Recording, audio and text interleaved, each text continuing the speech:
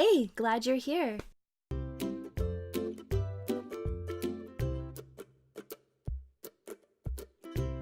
I am coming at you today with my April wrap-up. It is sorely lacking in books that I completed. I read 2 books in April fully, and I made progress in several for leisure. For my job was crazy, and I basically read and edited and published 4 books between March and April, and I think I'm gonna need to get glasses soon. My eyes are starting to be crazy. Anyway, the first 2 books that I'll show you are the books that I finished. This I actually read for the second time is Thunderhead, and I finished reading it with my brother. Yeah, by now you've seen the video I did with him where we chose his next book, so we're reading Renegades right now, and Ben is really enjoying it, and he's even making My Chemical Romance parody songs to it, and it's really funny. So anyway, if you haven't read Sigh yet, you should totally get on it because it is excellent. The book that I read for the first time and completed in the month of April was a book that I wanted to read anyway, but was the April Merriweather, the author Merriweather. She has a book club, and this was her pick for this, and I, like I said, wanted to read it anyway. It's so good. In my spring cleaning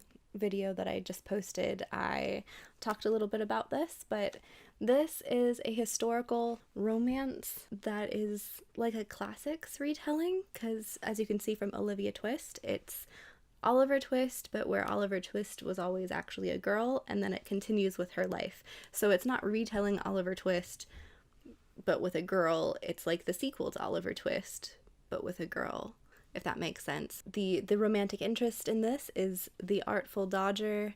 He's super swoony, and this kept me really engaged the whole time. I love what Merriweather actually has a quote on the back of here. She says, "Delectable romance, spine-tingling danger, and an indomitable female lead make an addictively exquisite romp." There we go. So that completes the books that I actually finished reading. I'm halfway through Thick as Thieves. I've got a couple other review type books that I'm judging for contests, so I can't talk about those anyway. So in my haul, I found book 1 in the Stormlight Archive, which I love. The Way of Kings. I already own this, but a friend in a different state has it, and my brother's version got stolen actually, so whoever stole his book, I hope you enjoy good literature. So anyway, I needed a physical copy, and I found it at Half Price Bookstore, and it was really nice, so I got it. I am very, very, very slowly but surely working my way through the Night Angel trilogy, and I had gotten books 1 and 2 from a used bookstore that actually 2 of my friends used to own, and I just found the 3rd one. Sometime this year I will complete this trilogy. It's honestly not sucking me in that much. I just kind of want to read it for principle. We'll see. Maybe the other books will be better. And then I also found the novella, the 2 novellas to the Shatter Me trilogy. I don't know. I just felt like I like to have completed collections. If I'm gonna collect a series, I like to have all of the books on my shelf, so that's what I did. And then I was really excited about this. I found a beautiful, like, new edition of AD 33 by Ted Dekker. And so normally Ted Dekker writes thrillers, but AD 33 is the sequel to AD 30, which is, the main character is, her name is Mavia, and she is, to keep it short, she's a desert princess at the time of Jesus. And so it's kind of his, it's almost like a New Testament retelling, like Ted Dekker's doing a New Testament retelling, but instead of doing it from a Jew's perspective, or even a Greek's perspective, or Jesus's perspective, whatever, he's doing it from this tribal woman named Mavia. I've been looking for a good, cheap edition of this, and I found it. Yay! Next, minor spoiler for a different video, but not for the book itself, is a contemporary. I got a contemporary and a subscription box called The House on Harbor Hill by Shelley Stratton, and it is about 2 women who live in a safe house. I haven't read it yet, and I didn't research it to tell you about it, so I'm starting to read it, and it seems very well researched and nicely written and very pertinent to a lot of people. it's dealing with characters who have mental illness and have had cancer and have had, are living in a safe house because of trouble with their spouses, etc. So I'll give you a better report on it at the end of my video where I'm reading it. This one I was super excited about. I was walking by my library bookstore and this was just sitting in the window, blinking its $2 at me. It's a Lunar Chronicles coloring book and it hasn't been colored in that I can see. It's just, I don't know. I couldn't pass it up for $2. Oh my goodness. Like, look at Chris. I got a little German phrase book from Rick Steves because it looked helpful and someday I might go to Germany and need it. That'd be fun. I want to go to Germany. Do you want to go to Germany with me?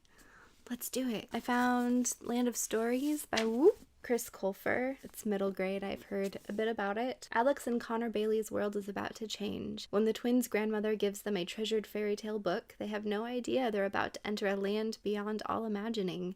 The Land of Stories, where fairy tales are real. I grabbed a collection of fairy tales by George MacDonald. I've been meaning to read George MacDonald for so long, and I have barely read any of him, so I thought, oh hey, fairy tales, I will do it. And then at my library book sale, which is even bigger than my library book store, I found Green Jasper, which is book 2 by Cam Grant. I also found book 1, but it was in paperback instead, and I just didn't want to have the first book in paperback and the second 2 books in hardcover, so I just got this one. This is 2 Kings, 1 Throne, Brothers on the Brink of War. It's the de Granville trilogy. It's set during the Crusades, and I remember reading it in junior high and really liking it, but I don't remember very much about it, so I was hoping if I could collect them, I could read them again, and maybe I will still really enjoy it. I also found for $1 this beautiful edition. It's a collection of novellas, I guess. Yeah, they'd be novellas. Francine Rivers, she has stories about Tamar, Rahab, Ruth, Bathsheba, and Mary. They're novellas about women from the Bible, and I like Francine Rivers. She's a fabulous writer, so I think I read 2 of them again way back in my youth. And then the last 2 books are actually my nerd books. They're nonfiction. I got by Charles Freeman, Egypt, Greece, and Rome, Civilizations of the Ancient Mediterranean, and it's as big as my face. It has pictures too. I have always loved the ancient world, and maybe someday we'll do more with my studies in that, but for now this will help me as I am studying the ancient world because I like it. Finally, this one's even bigger. I got the Arthurian encyclopedia because I couldn't resist. I'm like, where am I even gonna put this? It is so huge. It's gonna eat me. This book eating Stephanie's face was brought to you by Stories with Steph. I'm not going to try to lift all of these books up for you. I'm just going to direct you to my bookstagram and you can see the ziggurat that got built with them. It's not actually a ziggurat, it's just a book stack that tapers. Yeah. How is your book buying in the month of April? And please tell me you read more books than I did. What was your favorite read and or haul of April? Let me know in the comments. Like, subscribe, and comment, please. I want to engage with you. That's why I'm here. Hit the little bell button to know when I upload more videos. Thanks for stopping by. Ciao for now. You see me, you see me, you see me, now you don't, now you see me. Okay, it's still really exposed. This is my brother, he is the best. Please don't kill me. He's the best even when he's killing